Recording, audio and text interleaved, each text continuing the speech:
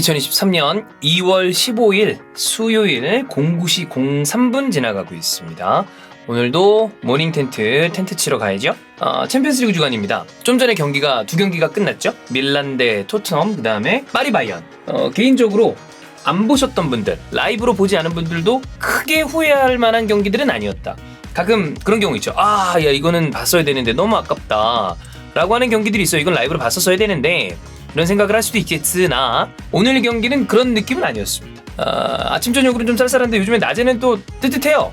예. 근데 좀 밖에 나가고 그러려면 그러는 게 좋잖아요. 오늘 또 강원이랑 그 경북 쪽은 대설주의보라면서 눈 피해 없으셔야 되는데 이쪽은 뭐 눈이 오거나 그런 느낌은 아닌데 하여튼 그렇습니다. 형 오늘따라 덕현형 닮았어. 김범규씨 벤입니다. 자 그러면 오늘도 텐트 치러 가야죠. 예. 갑시다. 첫 번째 꼭지로 가야죠. 첫 꼭지 텐트에서 다루겠습니다. 아스날 대 맨시티 내일 새벽이죠. 예, 간략 프리뷰 가보죠. 여러분 내일은 새벽에 챔스가 있습니다만 보르센 대 첼시 경기는 이제 좀 볼만한 경기죠. 하지만 저희는 이걸 라이브로 할 겁니다. 그만큼 중요한 경기입니다. 내일 새벽 4시 반에 펼쳐지는 아스날 대 맨시티. 개인적인 생각인데 아스날 입장에서 봤을 때 아스날 입장입니다. 아스날 입장이었을 때 최근 수년 동안 펼쳐진 리그 경기 중에 가장 중요한 경기일 수도 있다. 어떤 느낌이냐면 2000년대를 관통하는 아스날의 경기 중에 제가 생각하는 가장 중요한 아스날의 명운을 갈랐던 경기는 0506 시즌 챔피언스리그 결승 바르셀로나전입니다. 그 경기에서 만약에 아스날이 이겼다면 아스날의 운명이 여러 가지로 많이 바뀌었을 거예요. 근데 그 경기에서 지면서 그리고 그 경기에서 예를 들어 또 교체되면서 여러 가지 변화점들이 있었단 말이야. 퇴장 이후에 피레스 교체되는 장면 이런 거. 정말 2000년대를 관통하는 가장 중요한 경기 한 경기를 꼽으라면 아스날 입장에서는 저는 그 경기라고 보는데 최근 몇 년 동안 쭉 생각을 해봤을 때 리그 경기 중에 이 경기가 아스날의 명운을 가르는 가장 중요한 경기일 가능성이 있다라고 생각을 합니다. 자 그러면 이 경기 이제 포인트들을 좀 체크를 해봐야 되는데 자 정배는 무엇이냐? 아스날 패배입니다. 이거는 이제 그 진짜 배당률 얘기하는 게 아니에요. 그럼 이제 많은 사람들이 얘기하죠. 야씨 또 영레발 떨고 있네. 그런데 영레발도 아니고요. 괜한 소리도 아닙니다. 자 최근 아스날 대 맨시티전. 아스날 대 맨시티전 18경기 2승이 있어요. 둘 다 FA컵. 자 리그 10경기로 줄여보겠습니다. 리그 10경기 맞대결. 아스날 10전 0승 10패 3득 26실. 이런데 영레발이라고 얘기하는 게 이상한 거죠. 비기는 것도 없어요. 전패. 즉 그게 뭐냐? 맨시티 입장에선 승점 자판기였다. 당연히 아스날 패배가 정배다. 이건 아스날 입장에서는 왜 아스날 팬들이 7점, 8점은 이 승점 차가 맨시티랑 벌어져 있어야 그래도 모른다라고 얘기했던 게 그냥 두 번 진다고 보는 거야. 그럼 이제 사람들이 얘기했지. 그래도 이번 시즌 다르지 않을까요? 뭘 달라. 이 정도를 우리가 깔고 가야 됩니다. 자, 그럼 이제 좀 내용적으로 봤을 때 아스날은 최근 VAR 피해를 크게 봤죠. 근데 그래서 이 경기 심판지를 봐야 돼요. 주심 앤서니 테일러, 그 다음에 VAR 데이비드 쿠트입니다. 앤서니 테일러는 셉니다. 근데 조금 더 디테일하게 보면 사실 아스날 입장에서 별로 는 아닙니다. 앤서니 테일러는 어떤 관계냐면 자 아스날과 딘 관계가 있죠. 테일러는 첼시랑 이 관계야. 사실 테일러랑 아스날은 굳이 전적으로 보면 그렇게 나쁘진 않아요. 그래서 테일러가 센 건 맞지만 아스날이랑 아스날에 엄청 가혹했었던 심판이냐? 그 정도까지는 아니다. 이게 세들마다 또 상성이 있거든. 자 근데 VAR이 쿠트잖아요. 원래 이 심판진이 아니었어. 이 VAR이 원래 존 브룩스였습니다. 존 브룩스였다가 이게 데이비드 쿠트로 교체가 된 거예요. 근데 존 브룩스가 이번에 사고를 쳤어.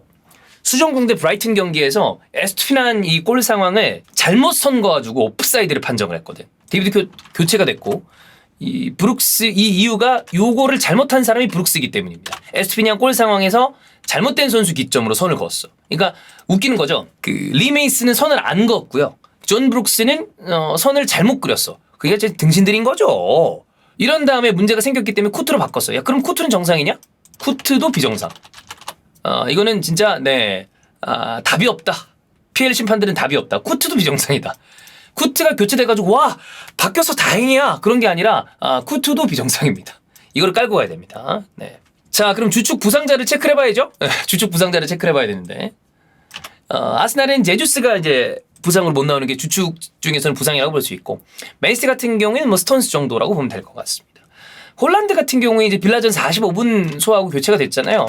부상이 의심되는 정황이 있었는데 뭐 여기에 대해서 아스날 같은 경우에는 별다른 뭐 막아야지 뭐 어떡하겠어. 경고 같은 경우엔 화이트, 마갈량이스, 살리바, 사카 정도가 지금 넉 장이 깔려 있어요. 그래서 경고를 만약에 이 경기에서 받는다, 그럼 그 다음 경기에 또 출장을 할 수가 없는 상황입니다. 자, 그러면 아스날과 맨시티의 최근 흐름을 봐야죠. 아스날 최근 흐름 보겠습니다. 아스날 최근 흐름 기억하시겠지만 1무 2패입니다. 컵대회 포함. 흐름이 좋지 않아요. 에버튼전 졌고요. 그 다음에 이 컵 대회는 맨시티랑 컵 대회입니다. 근데 거기서 졌어요.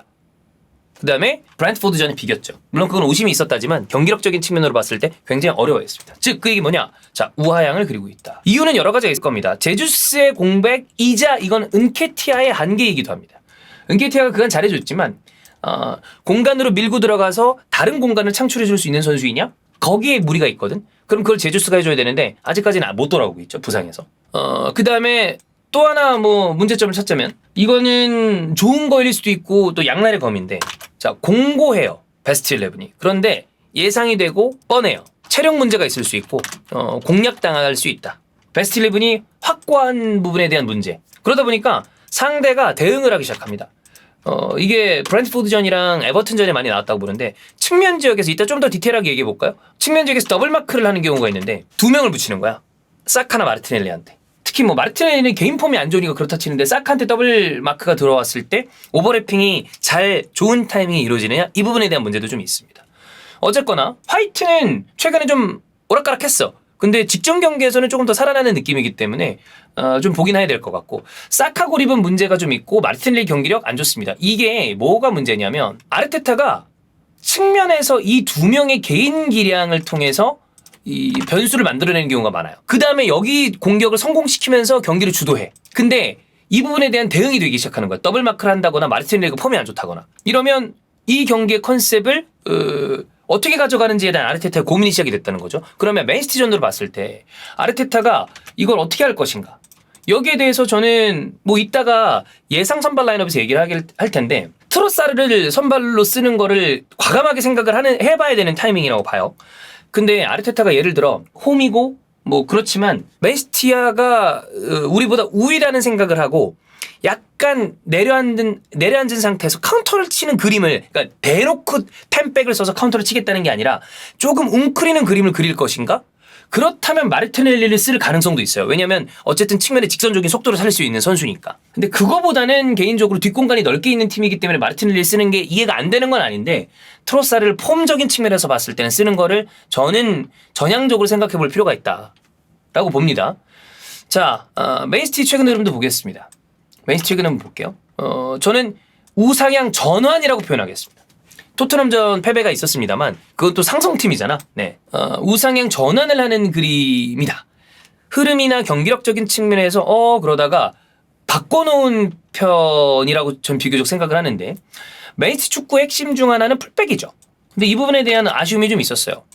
맨시티 입장입니다, 여러분. 맨시티 입장에서 칸통수가 반통수가 아니라 칸통수인데 월드컵 이후에 폼이 떨어지다가 결과적으로는 바이언을 이적을 했죠.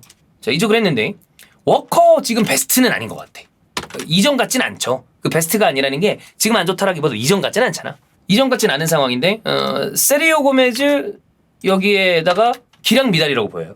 아케 잘하죠. 아케 잘하고 있는데 대단한 공격력이냐? 그건 또 아니야.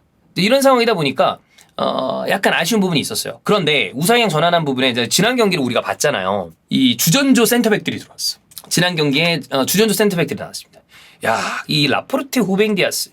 그래서 요 라인이 구축이 됐죠. 라포르테, 후뱅 디아스, 워커. 나는 지난 경기를 보면서 느낀 게 후뱅 디아스가 끼치는 영향력이 생각보다 엄청 크구나. 이 선수가 좋은 선수다, 리그 베스트, 아니 유럽 전체로 봤을 때도 이 정도 수비수가 없다라는 걸 나도 알고는 있었는데, 이 라포르테랑 후뱅 디아스가 있음으로 인해서 생기는 그 부가적인 여러 가지 그 효과가 엄청 크더라고. 왜 그러냐면 수비 안정감 얘기하는 거 아닙니다. 안정감 말고 중원에서 빌드업 부하가 바뀌어. 후뱅 디아즈가 있으면서 생기는, 라포르테, 후뱅 디아즈가 있으면 빌드업의 개념이 바뀐다. 중원에서 부담도 덜하고요. 방향성이 다양해지고 롱킥으로 한 번에 넘어가는 것도 많아져. 그러면 뭐냐? 베르나르도 실바라거나 로드리한테 생기는 어떤 그 힘겨운 상황들이 훨씬 내려갑니다. 뒤쪽에서 야 워커까지 있으니까 라포르테 후벤데스 워커가 그냥 빵빵 때리는 거야 앞쪽에. 근데 패스가 정확하게 연결이 돼. 그러니까 맨시티 입장에서는 경기를 정말 편안하게 가져갈 수 있는 그림이 나오는 거죠. 뭐 거기에다가 그릴리시 요즘 분전 중이야. 분전 중이라고 봐요. 잠깐 마레즈 역시 뭐 위협적이다. 그러다 보니까 지금 실질적인 에버리지 포지션에서 3-2-4-1 형태잖아요. 이게 제대로 구사되고 있다. 이런 느낌입니다. 자, 예상 베스트를 한번 봐야죠. 예상 베스트는 아스날 같은 경우에는 이거 보이나요? 그냥 안 쓸게. 똑같아. 자, 아스날 예상 베스트 11 복붙 가능성. 즉 마르티넬리 선발 가능성이 저는 높다고 봅니다. 일단 근데 다만 그때 얘기했던 것처럼 아까 조금 전에 얘기했던 것처럼 나는 트로사르 선발 기용을 생각해봐야 된다고 봐요. 가능성으로 따지면 복붙 6, 트로사르 선발 4. 왜냐하면 이게 아르테타가 결과적으로는 독립을 해서 아스날에서 좋은 감독 생활을 하고 있죠. 고생도 했지만. 근데 아르테타는 펩이랑 같이 오랫동안 있었고 배운 게 많을 거 아니야. 굳이 따지면 펩 과야. 근데 펩도 그 본인이 신뢰를 주고 있는 베스트 11을 그렇게 많이 바꾸지 않죠. 근데 아까도 얘기했던 것처럼 그냥 난 단순한 고집이라고 생각하진 않아요. 고집보다는 맨시티는 라인을 올립니다. 그래서 마르티넬리를 쓰는 게 이해가 안 가는 건 아니야. 단 폼적인 부분에서 트로사르를 쓰는 거를 나는 좀 생각을 해봐야 된다. 이렇게 봅니다. 자, 맨시티 같은 경우에는 저는 역시 3-2-4-1 형태 라포르테, 디아스, 워커 그 다음에 위쪽에 베르나르도 실바, 로드리, 그 다음에 그릴리시, 귄도안, KDB, 마레즈, 홀란드. 이게 지난 경기 라인업이었잖아요. 이게 강력해 보여. 베스트로 보여요. 근데 이거 그냥 맨시티 팬분들도 계시죠? 제 개인적인 궁금함인데 갑자기 리코 아케 아칸지를 쓰진 않겠죠? 뭐 순서는 거꾸로인데 이러면 아스날 개이득이거든요? 왜 그러냐면 가끔 이해할 수 없이 왜인지 모르겠는데 펩이 괴상한 짓들을 가끔 하잖아. 네. 이러진 않겠죠. 네. 즉 그 얘기 뭐냐면 이렇게 나오면 안 된다는 거지. 맨시티는 그냥 라포르테, 디아스, 워커 나오면 돼. 그러면 제가 봤을 때 맨시티 이길 가능성이 훨씬 높습니다. 난 아스날이 맨시티랑 붙는 리그 2경기에서 한 경기라도 비길 수 있다면, 그러니까 승점을 좀 드롭하는 걸 줄이고 격차를 유지할 수 있는 방향으로 갈 수 있다면 어떻게든 마지막까지 비빌 수 있을 것 같은데 이전처럼 그냥 2패 당하면 이건 답 없고. 그래서 아스날 입장에서 아스날 팬 입장 무승부만 돼도 땡큐. 왜냐하면 승점 격차 유지. 근데 맨시티는 원래 하던 대로 조진다 거예요. 네. 이거 지면 멘탈 나간 것 같다고? 뭔 소리야. 아스날 팬들은 맨시티한테 2번 지는 걸 정배로 본다니까? 그래서 승점차를 어떻게든 벌렸어야 되는데 그래서 브렌트포드전에 그 VAR 판정이 짜증나는 거야. 그렇게 돼가지고 벌려져 있는 상태면 2번 지고 그래 나머지 어떻게든 유지하자 이 개념으로 가는 거였단 말이야. 어쨌거나 네. 아스날 대 맨시티 경기는 아마 꽤 많은 분들이 기대하는 경기가 아닐까. 챔피언스리그 경기도 있지만 그래서 저는 이 경기를 보는 쪽으로 생각을 했다. 야 무조건 이겨야 된다고 이겨야지. 근데 그게 생각이 된다고 이겨지나요? 생각만 하는 걸로는 뭐든지 할 수 있어. 여러분 다들 잘 살고 싶잖아. 다들 돈 잘 벌고 싶잖아. 근데 그게 원하는 대로 됩니까? 다 안 되잖아. 그렇게 성적도 잘 나오면 좋겠고 다. 그런데 그게 인생이 내 맘대로 안 돼. 인생은 고통이야. 아스날 대 맨시티도 그래요. 아스날에 있었던 감독들이 맨시티를 안 잡고 싶었겠어? 하지만 열어보면 존나 지는 거지. 네. 인생은 고통이다. 그 얘기 제가 좋아하는 얘기거든요. 누가 한 얘기냐? 달콤한 인생에 제가 이 문구를 받아들였을 때는 달콤한 인생 황정민이 이병헌 칼로 배 찌르고 으아 한 다음에 인생 고통이다 라고 얘기를 하죠. 그렇습니다. 자, 첫 번째 텐트 아스날 대 맨시티 프리뷰 봤고요.